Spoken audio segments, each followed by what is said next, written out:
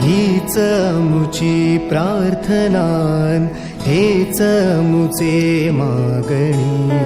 हीच मुची प्रार्थनान, हेच मुचे मागणी. माणसाने माणसाशी माणसासम वागणे.